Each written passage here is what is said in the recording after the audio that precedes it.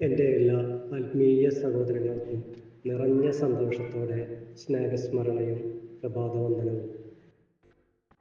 അറിവുകൊണ്ട് മറ്റൊരാളെ അപമാനിക്കുമ്പോഴല്ല, മറിച്ച് മറ്റൊരാൾക്ക് ഗുണമുണ്ടാകുമ്പോഴാണ് ശരിക്കും അറിവുള്ളവരായിത്തീരുന്നത്.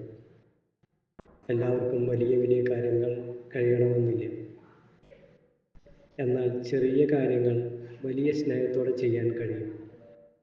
നന്മകളിലും തിന്മകളെ മറികടക്കുന്നവൻ മേഘത്തിൽ നിന്നും പുറത്തു വന്ന പൂർണ്ണചന്ദ്രനെ പോലെ ലോകത്തിന് വെളിച്ചമാകും.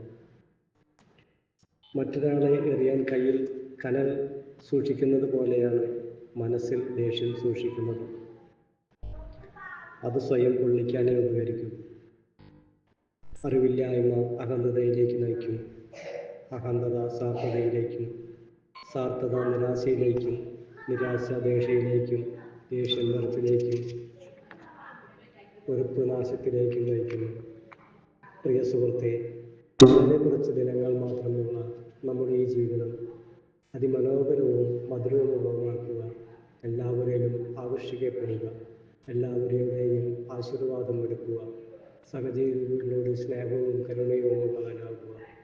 എൻ്റെ പ്രിയ സുഹൃത്തിന് സദാ സമയവും ഈ പ്രപഞ്ചശക്തിയുടെയും ഡിവൈൻ സൂപ്പർ പവറിൻ്റെയും പ്രൊട്ടക്ഷൻ ഉണ്ടാവട്ടെ.